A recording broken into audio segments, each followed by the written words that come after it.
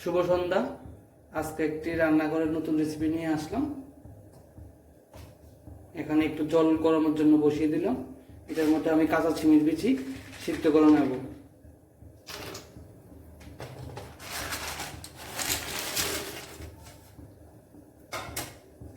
আজকের রেসিপিটা হবে কাঁচা ছিমির বিচি দিয়ে ট্যাংরা মাছের ঝোল।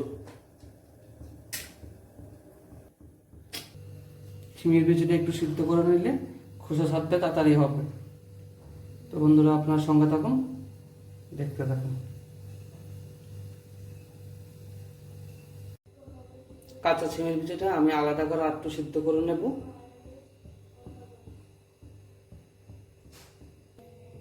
বিচি তরকারির জন্য এখানে ট্যাংরা মাছ রাখা আছে। ট্যাংরা মাছটার মধ্যে আমি নুন হলুদ মেখে ভেজে নেব। আর এখানে একটা আলাদা করে একটা বেগুন দেওয়া আছে, এই বেগুনটা আমি সবজির মধ্যে দেব। এদিকে আমার চিংড়ি বিচিটা সিদ্ধ হয়ে গেছে। তো এদিকে আমি ট্যাংরা মাছটার মধ্যে নুন হলুদ মেখে রেখেছি, এখন আমি এটা ভেজে নেব। আর এদিকে আমি আলাদা করে বেগুনটাও পিস পিস করে নেওয়া হয়ে গেছে। কড়াইয়ের তেলটা গরম হয়ে গেছে, এখন আমি মাছটা ভেজে নেব।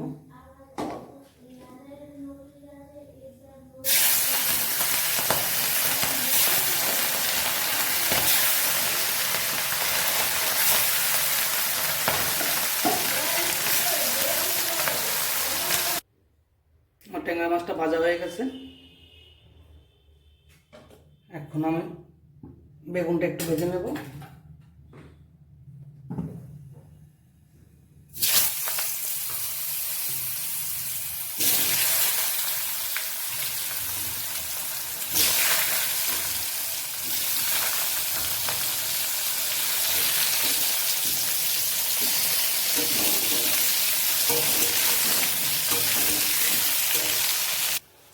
শিমের বিচিটার মধ্যে আমি একটু হলুদ দিয়ে দিচ্ছি,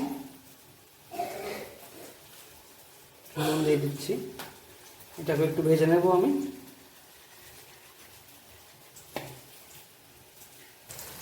এদিকে আমার বেগুনটা ভাজা হয়ে গেছে, বেগুনটা একটু লাল লাল করে ভাজলাম।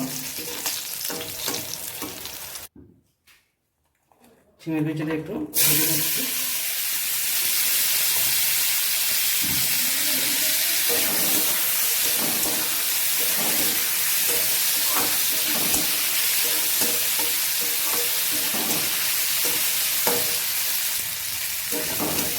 শিমের বিচিটা একটু লাল লাল করে ভেজে নেব।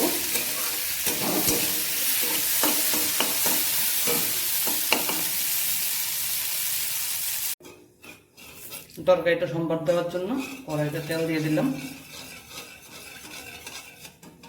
দুটো তেজপাতা দিয়ে দিচ্ছি, মেথি ফোড়ন দিয়ে দিচ্ছি। এদিকে জিরা ধন্যা আছে, এটা দিয়ে দেব। মশলাটার মধ্যে আমি জিরা দিয়ে দিচ্ছি, চিংড়িটা।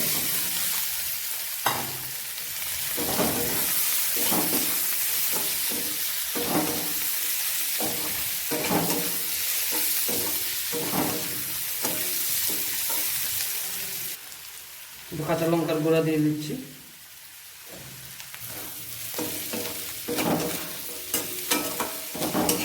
মশলাটা ভালো করে মিক্স করে দিচ্ছি।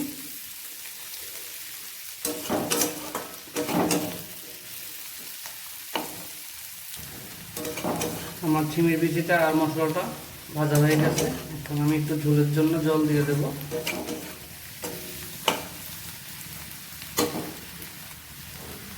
একটু ঝোলের জন্য পরিমাণ মতো জল দিয়ে দিচ্ছি।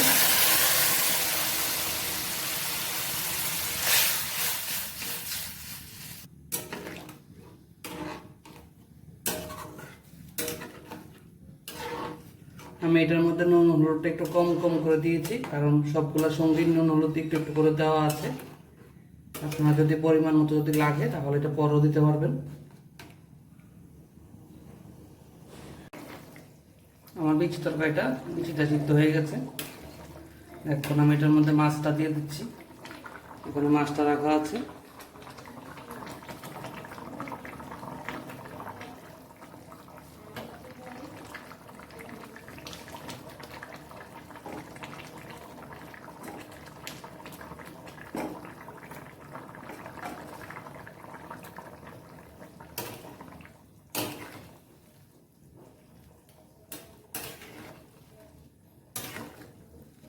মাছগুলো লাফাচ্ছে, দেখেন বন্ধুরা।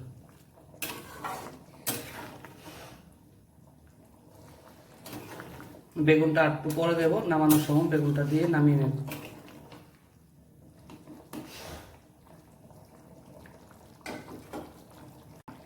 আমার তরকারিটা হয়ে গেছে বন্ধুরা, সবজিটার মধ্যে